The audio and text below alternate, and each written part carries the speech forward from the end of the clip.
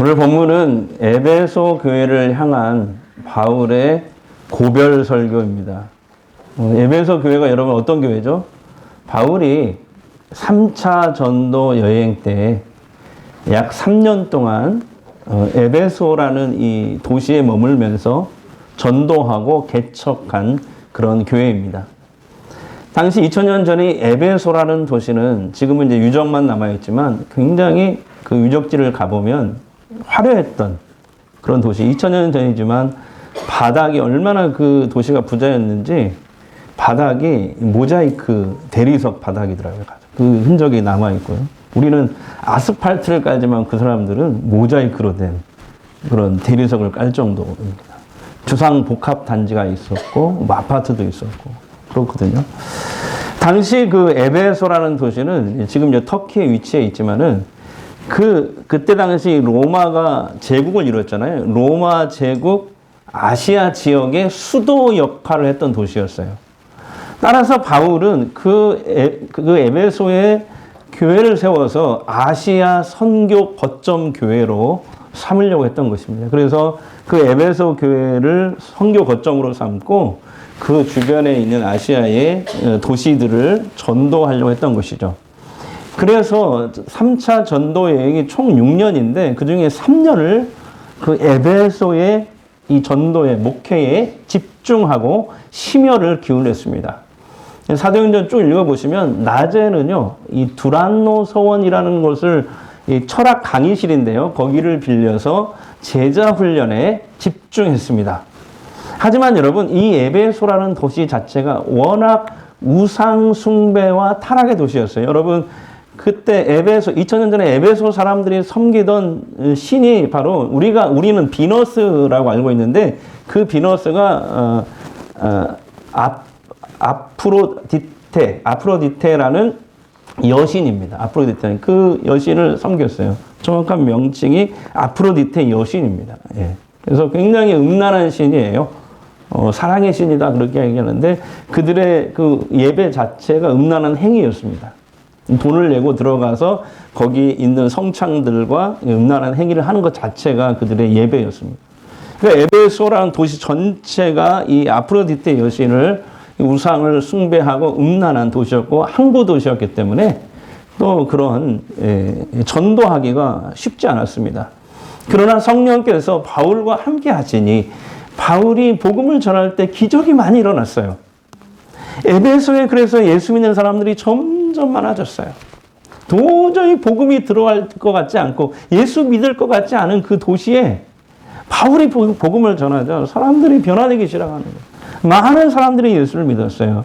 그러자 사람들이 점점 예수를 믿게 되니까 우상 신전도 잘 이게 수입이 없어지는 거예요. 왜냐하면 그 우상에게 비너스 신에게 예배드리러 들어갈 때 큰 돈을 내고 입장을 하거든요. 그래야 거기에 있는 이 성창들과 그런 부적절한 관계를 맺고 이런 일을 하거든요. 뿐만 아니라 거기서 나올 때 이제 그런 그들의 우상 예배를 마치고 나올 때 그 신전 주변에 기념품을 아주 비싸게 파는 아까 그 보셨죠? 비너스 신 같은 이런 조각상 같은 것들을 이렇게 파는 거죠.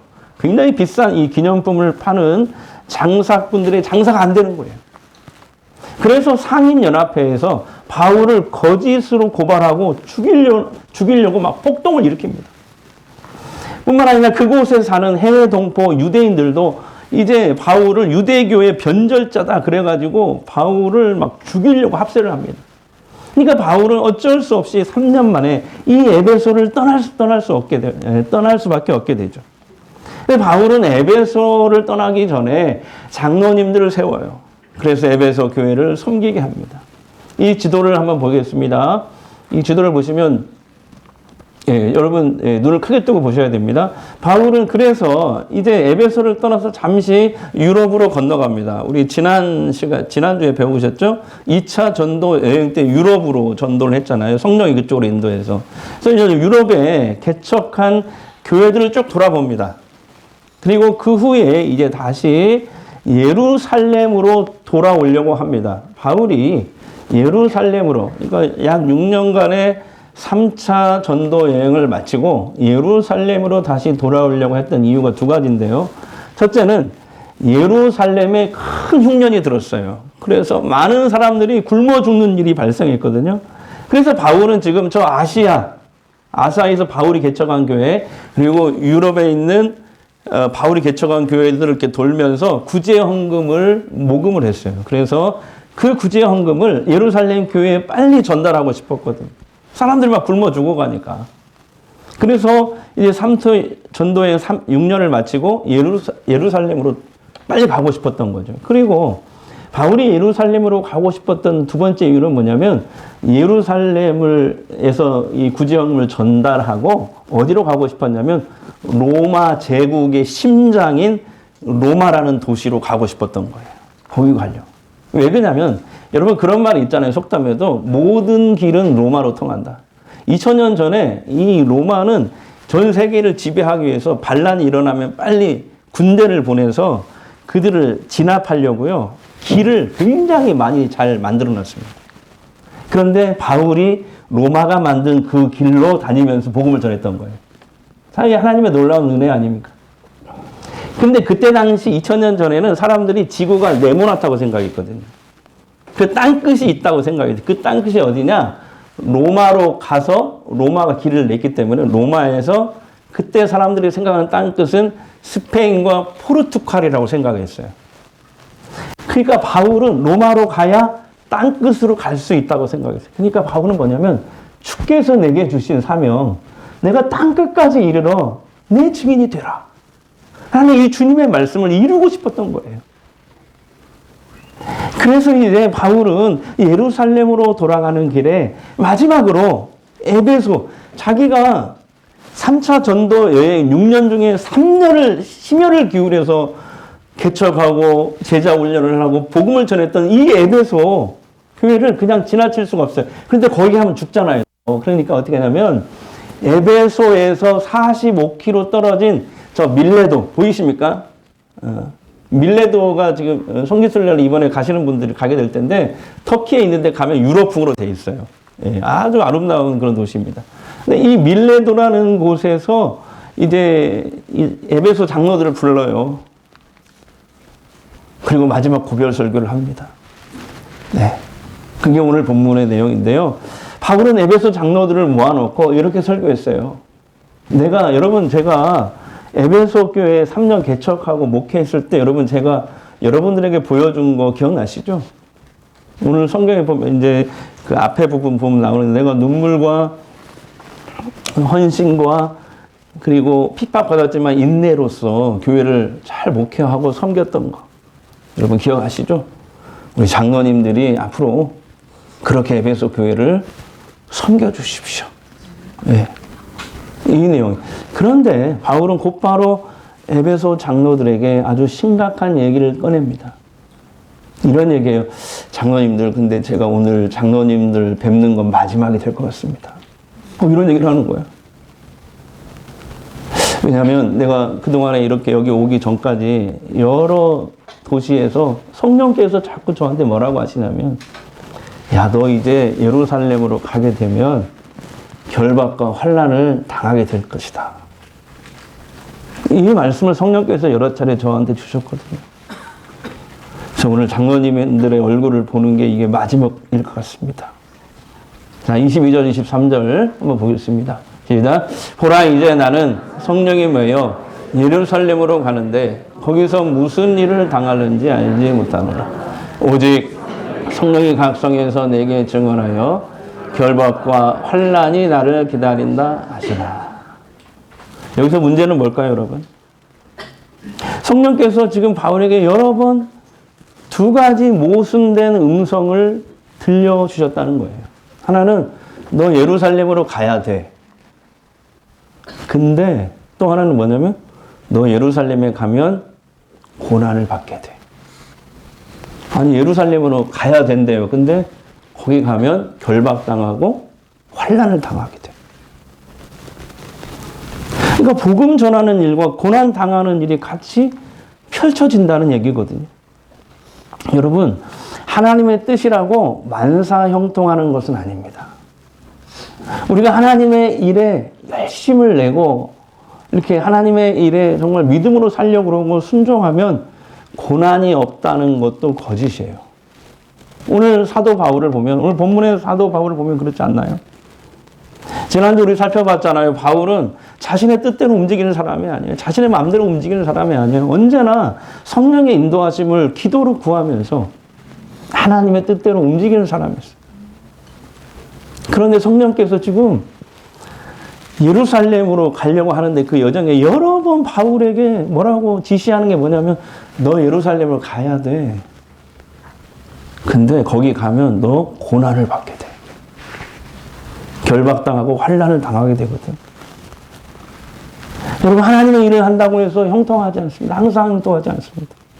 오히려 정반대의 일이 일어나기도 합니다. 고난당하거나 조롱거리가 되기도 합니다. 지난 3월 달에 나온 신간인데요. 이 책이에요. 사모면허라는 책인데요. 이 저자가 박인경 사모님인데 이 사모님의 기막힌 이야기가 나와요.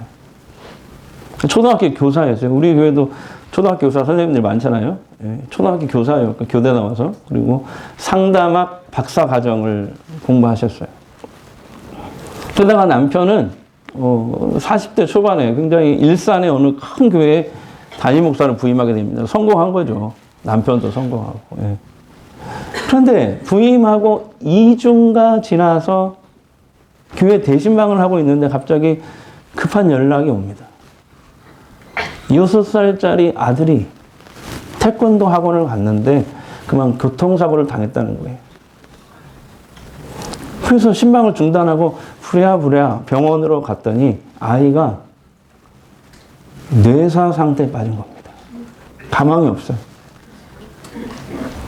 아니, 하나님을 그렇게 사랑하던 6살밖에 안 된 아이에게 어떻게 이런 일을 허락하실 수 있단 말인가. 넋이 나가버렸어요. 시간이 흘러서 아이의 장기를 기증합니다. 그렇게 귀한 아들을 떠나보냈습니다.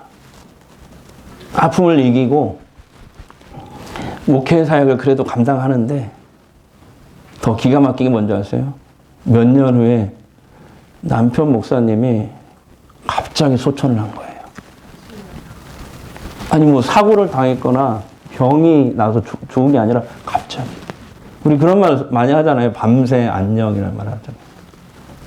그러니까 이 박인경 사모님은 너무 기가 막힌 상황을 2번이나 맞이한 거예요. 제가 지난주에 이 책을 읽으면서 나에게 만약 이런 일이 일어난다면 나는 하나님을 어떻게 대했을까? 네. 지금처럼 하나님을 향한 온전한 믿음과 그런 마음을 유지할 수 있을까? 여러분, 하나님은요, 예수 잘 믿는 사람과 하나님의 일을 열심히 하는 사람들에게 형통과 축복, 꽃길만 걷게 하셔야지. 왜 고난이나 조롱받도록 그냥 내버려 두시는 걸까요? 왜 보고만 계실까요? 막아주셔야죠.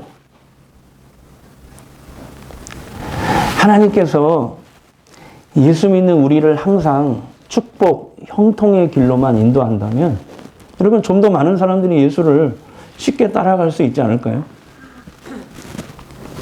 근데 성경을 보면은 대놓고요. 주님이 우리에게 그런 얘기 하세요. 넓은 길 말고 좁은 길로 가라. 또 예수님 뭐라고 하는지 알아요? 누구든지 나를 따르려거든 자기를 부인해야 돼. 자기 십자가를 지고 나를 따라야 돼. 라고 강조하시잖아요. 아니 자기 부인, 십자가, 좁은 길, 많은 사람들이 꺼려하는 길이잖아요. 왜 예수 잘 믿는 우리들에게 주님은 그런 길로 인도하시는 걸까요? 그게 생명의 길이기 때문에 그렇습니다. 시편 23편에서 다윗이 아주 귀한 고백을 해요. 이런 고백입니다. 그가 그 어려운 과정을 다 겪고 나서 이 시를 지어서 고백했거든요. 여호와는 나의 목자시 내게 부족함이 없으리로다. 그가 나를 푸른 초장으로 인도하시며 쉴만한 물가로 인도하시는도다. 아니 여러분 시편 23편처럼만 하나님이 우리를 인도하신다면 누구든지 다 주를 따라가지 않을까요? 쉽게. 그런데 시편 23편의 하나님과 오늘 본문 사도행전 20장에 나오는 하나님, 성령 하나님은 다른 하나님입니까? 시편 23편은 주께서 우리를 푸른 초장 쉴만한 물가로 인도하신다고 했는데 오늘 본문에서 주님은 사도 바울을 결박과 환난의 길로 지금 인도하고 있거든요. 왜 하나님이 이랬다 저랬다 하실까요? 시편 23편 다윗을 인도하시는 그 하나님과 오늘 사도행전 20장에서 바울을 인도하시는 그 성령 하나님이 다른 하나님일까요? 아니잖아요. 같은 하나님이잖아요. 여러분, 푸른 초장 쉴만한 물가는 결국이에요. 마지막이에요. 그리고 환난과 결박은 과정입니다. 여기가 끝이 아니에요. 그러니까 이렇게 정리할 수 있어요. 주님을 따라가는 길에는 환난과 결박이 있을 수 있지만 그 결국은 하나님 나라다. 승리다. 영광이다. 이 말입니다. 여러분 결박과 환난, 좁은 문, 십자가가 무섭다고 그걸 거부하고 가잖아요. 그러면 절대로 푸른 초장 쉴만한 물가 이룰 수 없습니다. 여러분 우리가 주님을 따라가는 여정의 과정은 고난이 있을 수 있지만 그 길의 결국은 푸른 초장 쉴만한 물가입니다. 바울은 이걸 알았어요. 그래서 내가 예루살렘에 가게 되면 환난이 기다리고 있고 결박이 나를 기다리고 있지만 그래도 주님 나 어디를 가도 괜찮습니다. 주님이 가자시면 아굴 골짜 빈들이라도 거기가 천국인 줄 제가 압니다. 라고 고백한 것입니다. 그리고 결박과 환난이 기다리는 그 예루살렘으로 가기로 결단한 거예요. 23절, 24절 이번 작아다 말씀인데요. 다 같이 읽겠습니다. 오직 성령이 각성에서 내게 증언하여 결박과 환난이 기다린다 하시면 내가 달려갈 길과 주 예수께 받을 사명 곧 하나님의 은혜의 복음을 증언하는 일을 마치려 하면 나의 생명조차 조금도 귀한 것으로 여기지 아니하노라. 아멘. 여러분 바울처럼 하나님 믿고 살았으면 좋겠어요. 하나님을 우리가 완전히 믿기 때문에 성령의 인도하심 따라 주께서 어디로 이끄시더라도 그것이 설령 아골골짝 빈들이라도 복음 들고 갈 수 있는 이 시대에 바울과 같은 사람들이 다 되시기를 축복합니다. 또한 우리들도 바울처럼 사명이 이끄는 인생을 살았으면 좋겠어요. 세상 사람들처럼 돈을 쫓아가고 물질을 쫓아가는 그런 인생이 아니라 하나님이 우리 각자에게 주신 사명을 쫓아가는 그런 인생을 살았으면 좋겠습니다. 그렇다면 어떤 것들이 사명입니까? 사명이라는 말에는요, 하나님이 보내다 이런 뜻이 있거든요. 보내다. 우리는 이 땅에 그냥 태어난 존재들이 아니에요. 하나님의 뜻과 목적이 있어서 이 세상에 보내는 자. 누구나 다 사명을 가지고 있어요. 그런데 우리가 그것을 발견하지 못했을 뿐이지. 그러니까 내가 가지고 있는 모든 것이 다 사명하고 연결됩니다. 여러분, 크리스찬이라는 것은 나만 예수 믿고 구원받고 복받고 은혜받고 축복받고 끝나는 게 크리스찬이 아닙니다. 크리스찬은 하나님께 내가 받은 구원을, 그 구원을, 하나님께 받은 그 복을, 그 은혜를 내가 우리 주변으로, 내 주변으로 흘려보내는 사람이에요. 월요일마다 줌으로 우리 베델 성서 대학 하는데 그 베델 성서의 핵심이 뭐냐면 복의 근원이 되라는 거고. 복의 근원이 되라. 그래서 여러분, 주께서 내게 복을 주셨다면 그 복이 사명입니다. 그게 사명이에요. 내가 누구보다 좀 잘하는 게 있다. 여러분, 그게 사명이에요. 나에게 능력을 주셨다면 그 능력이, 재능이, 그게 사명입니다. 어떤 사람은 돈을 남보다 잘 버는 사람이었어요. 또 남다른 지성을 가지고 있는 사람도 있어요. 그것도 사명입니다.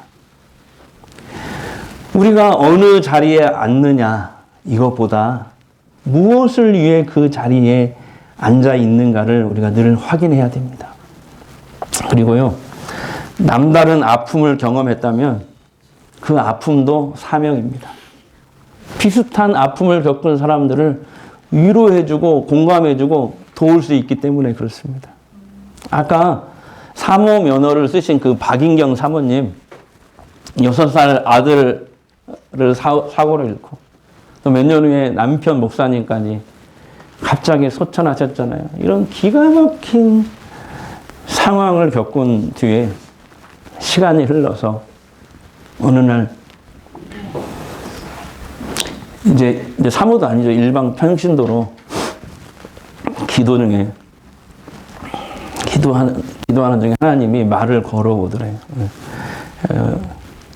그렇게 특별한 방식으로 하나님이 말씀해 주셨는데 정말 사모님 귀에 이렇게 들리는 음성을 또렷한 음성으로 말을 거시더래요. 아프냐? 예, 가슴이 많이 아픕니다. 한참 침묵이 흐르더래요. 그러다 주님이 다시 이렇게 말씀하시더래요. 나도 나를 떠나 돌아오지 않는 자녀들로 인해 그렇게 아프단다. 주님, 이제 저는 어떻게 살아야 돼요? 조국 교회를 살려달라고 네가 기도했잖니? 네, 그랬죠. 그럼 네 생각에는 조국 교회들을 어떻게 살릴 수 있니? 주님, 목회자 가정을 먼저 살려야 돼요. 그럼 목회자 가정을 어떻게 하면 살릴 수 있지? 제 생각에는 우선 사모님들을 살려야 돼요. 그 순간 주님이 빙고! 하면서 더 이상 말씀하시지 않으시더래요.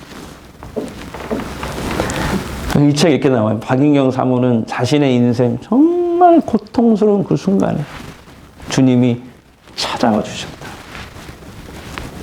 그리고 그 주님의 찾아오심은 고통스러운 자신의 마음을 이기게 했고 전국의 수많은 사모님들에게 세미나와 1:1 상담을 해주면서 목회자 가정을 살리는 일을 하는 원동력이 되었다 라고 써 있더라고요.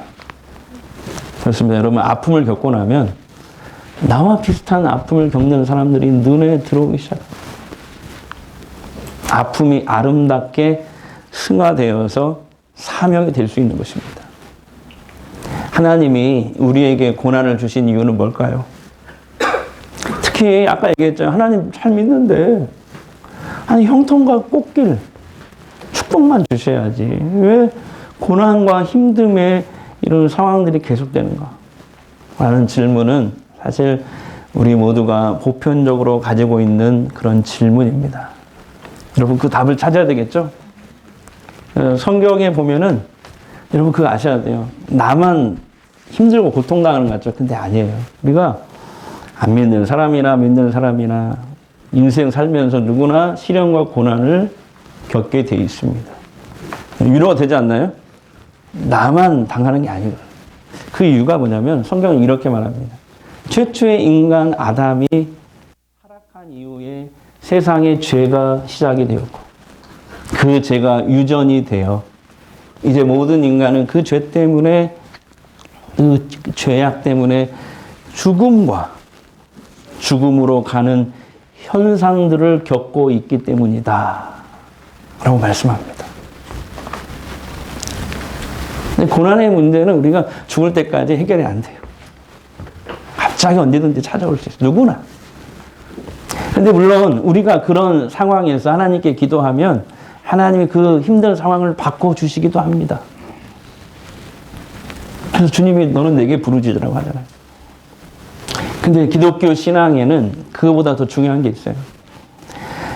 상황을 바꾸는 게 아니라 똑같은 이 상황에서도 그 상황을 이겨내도록 나 자신을 바꾸는 것입니다. 그러면 예수 믿는 우리가 인생에서 겪는 고난과 시련을 어떻게 뛰어넘을 수 있을까요? 여러분, 대부분의 사람들이 불행한 이유가 뭔지 아세요? 이거 같아요. 수입보다 지출이 많기 때문입니다. 그러니까 적자 인생이죠, 적자 인생. 근데 적자 인생을 극복하는 길은 하나밖에 없는 것 같아요. 성경의 말씀에 보면 그거예요. 지출보다 무조건 수입을 늘리는 겁니다. 그러니까 고난과 힘듦도 마찬가지예요. 어려운 상황에 집중하지 마시고 은혜 받는 시간을 자꾸 늘려나가시기 바랍니다. 왜냐하면 은혜가 고난을 이기게 하거든요. 자, 옆 사람에게 은혜가 고난을 이기게 합니다.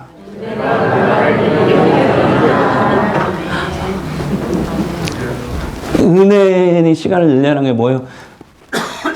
힘든 상황일수록 더 예배에 와서 말씀을 듣고 찬양을 하고 금요 성령 집회 나와서 내 문제를 하나님 앞에 내놓고 막 죄면서 부르짖어 기도해 보세요. 오늘 목장 모임에 참여해서 함께 삶과 기도 제목을 나누고 함께 붙잡고 함께 기도해 보세요. 그렇게 은혜 받는 시간을 자꾸 늘려 나가십시오. 은혜가 고난을 이기게 합니다. C.S. 루이스가 굉장히 유명한 미국의 작가였잖아요. C.S. 루이스가 쓴 책 중에 이런 내용이 있어요. 언젠가도 한번 했는데 풋내나는 조카 마귀와 노련한 삼촌 마귀에 대한 이야기가 있어요. 조카 마귀가 교회를 막 넘어뜨리기 위해서 여러 가지 애를 쓰고 공격을 하는데 번번이 실패하는 거예요. 조카 마귀가 교회를 공격하면 할수록 성도들은 더 열심히 막 기도하거든요. 하나로 뭉쳐서 어려움을 극복하거든요. 심지어 박해와 핍박을 했는데 순교하는 성도들이 늘어나는 거예요. 교회는 날이 갈수록 더 강건해져 갑니다. 그래서 조카 마귀는 삼촌 마귀에게 이제 도움을 청하게 됩니다. 그런데 삼촌 마귀가 조카 마귀에게 묘책 하나를 알려줍니다. 그게 뭔지 아세요? 야, 가만히 놔둬입니다. 여러분, 그래요. 교회는요, 편안하게 가만히 놔두면 힘을 잃어버려요. 편안하면요, 무릎 꿇는 시간도 짧아지고 기도의 간절함도 줄어들고 영성도 사라져버려요. 고여있는 물이 썩는 것처럼 인간은 편안하면 타락하게 돼 있어요. 여러분, 하나님은 어떤 고난과 역경에도 흔들리지 않는 평안을 주시지만 그 편안함에 머물러 썩어지기를 원하지는 않으십니다. 많은 연단과 고난, 실패를 통해서 우리 믿음이 자라납니다. 하나님은 좋은 믿음을 우리에게 주시기 위해서 때때로 실패와 병, 아픔을 허락하실 때가 있어요. 왜냐하면 여러분, 이 세상에서 가장 큰 축복은 돈이 아니에요. 하나님을 잘 믿는 믿음이기 때문에 그렇습니다. 그래서 여러분, 믿는 사람은 지금 당장 실패해도 영원히 실패하지 않습니다. 지금은 병이 들지만 영원히 병들지 않습니다. 결국은 모든 것이 협력하여 좋은 일이 됩니다. 이것이 믿음을 가진 사람들의 모습이에요. 그러므로 여러분, 당장의 일만 가지고 평가해서는 안 됩니다. 나중이 중요하고 마지막, 이 결국이 중요합니다. 예수 믿는 사람들은 이미 이 마지막이, 이 결국이 보장된 사람들이에요. 예수 믿는 사람들, 그래서 넘어져도 쓰러져도 아주 엎드러지는 것이 아닙니다. 언제나 하나님이 붙잡아 주시기 때문에, 절대로 버리지 않기 때문에 그렇습니다. 사랑하는 성도 여러분, 이 말씀 좀 가슴에 새겼으면 좋겠어요. 먼저 그의 나라와 의를 구하라. 그리하면 이 모든 걸 너희에게 더하여 주시리라. 여러분, 이 말씀을 기억하시고 바울처럼요, 우리 하나님을 위해 우리도 삶을 드렸으면 좋겠어요. 먼저 그의 나라와 의를 구하면요, 이 모든 게 따라온다니까요. 돈과 세상을 쫓아가면 오히려 더 멀리 간다니까요. 근데 우리가 하나님의 길, 주의 길을 따라가면, 힘들어도 따라가면 이 모든 게 따라와요. 그래서 우리 없으면 없는 대로, 있으면 있는 대로, 건강하면 건강한 대로, 아프면 아픈 대로 드립시다. 하나님께. 내 형편, 내가 있는 위치에서 우리 마음이 하나님께 향하고 복음을 위해 헌신하고자 하면 그 다음은요 하나님이 다 해주십니다. 우리 남은 생애 가운데 하나님의 이 아름다운 뜻과 섭리와 목적과 계획에 결을 맞추어 살아가는 저와 여러분 되시기를 주의 이름으로 축원합니다. 우리 이 찬양 한번 불러볼까요? 나의 평생에 가장 복된 일은 내가 예수님을 만난 것이라. 나의 평생에 가장 잘한 일은 내가 예수님을 주로 섬긴 것이라.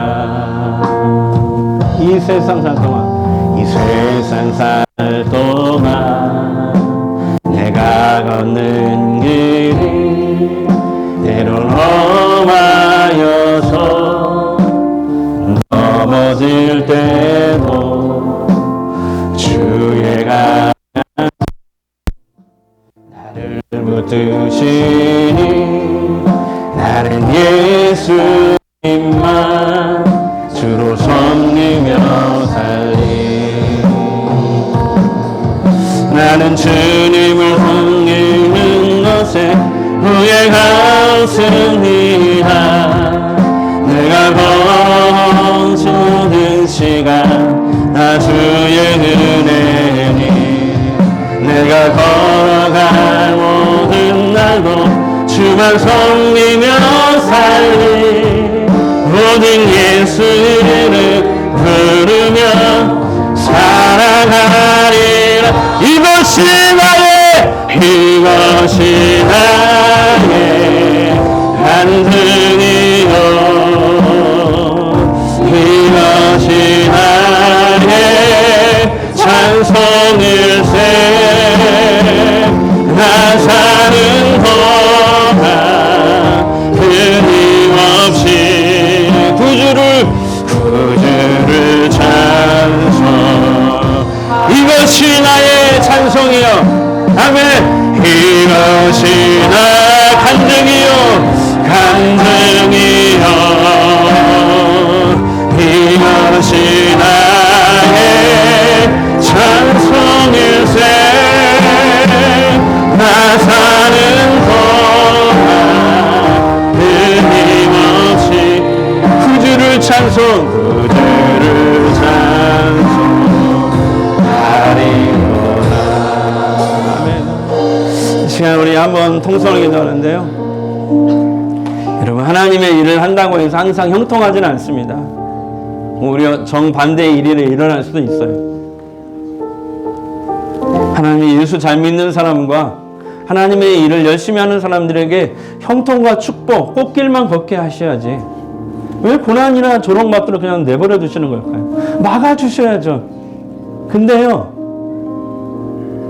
그게 생명의 길이기 때문에 그렇습니다. 믿는 우리에게 주를 따라가는 길에 고난이 있고 아픔이 있고 힘듦이 있을 수 있어요. 그러나 여러분 그건 과정이에요. 거의 끝이 아닙니다. 우리의 신앙을 더욱 단단히 연장시켜서 하나님만 바라보게 하는 믿음의 사람을 세우려는 과정입니다. 예수 믿는 사람은 그래서 넘어져도 쓰러져도 아주 엎드러지는 것이 아닙니다. 언제나 하나님이 붙잡아 주시고 절대로 버리지 않기 때문에 그렇습니다. 하나님을 완전히 믿기 때문에 성령의 인도하심을 따라 주께서 어디로 이끄시더라도 악을 물자 빈들에도 복음 들고 갈 수 있는 이 시대에 바울과 같은 사람들 다 되게 하여 주옵소서. 바울처럼 우리도 사명이 이끄는 인생 살아가게 하옵소서. 잠시 우리 합심으로 한번 기도하겠습니다. 우리 아버지 하나님 감사합니다. 우리 주님 하나님 아버지 시옵소서. 아버지 하나님 사명이 이끄는 인생 되게 사명이 이끄는 인생 되게 하옵소서. 우리 아버지 하나님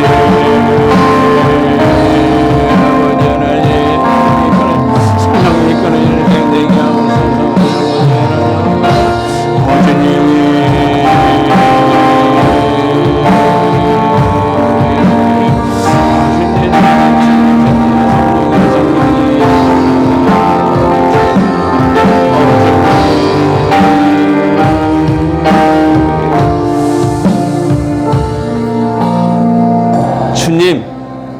많은 연단과 고난과 실패를 통해서 우리의 믿음이 자라남을 알았습니다. 하나님은 우리에게 좋은 믿음을 가지게 하기 위해서 때로 실패와 병, 아픔을 줍니다.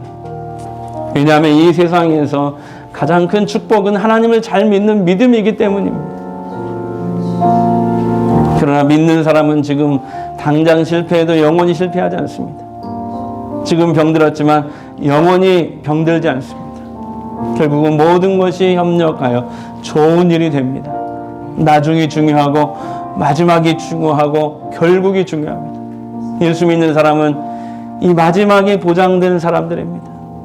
예수 믿는 사람은 넘어져도 쓰러져도 아주 엎드려지는 것이 아닙니다. 언제나 하나님이 붙잡아 주시고 절대로 버리지 않기 때문입니다. 주님 먼저 그의 나라와 의를 구하라. 그러면 이 모든 것을 너에게 더해 주리라. 말씀하셨죠. 바울처럼 우리도 세상을 쫓아가나 돈을 쫓아가는 인생이 아니라 우리도 하나님을 위해서 하나님이 나에게 주신 그 직분과 사명을 잘 감당하기 위해서 사명이 이끄는 인생 살아가겠습니다. 하나님을 위해 삶을 드리겠습니다. 없으면 없는 대로, 있으면 있는 대로, 건강하면 건강한 대로, 아프면 아픈 대로 드리겠습니다. 내 형편 내가 있는 위치에서 우리의 마음이 하나님께로 향하고 복음을 위해 헌신하겠습니다. 이제 치유 기도하겠습니다. 아픈 곳 손을 대십시오. 마음이 힘드신 분은 두 손을 가슴에 대십시오. 시간 주님이 원하면 어떤 질병이라도 치유될 줄 믿습니다.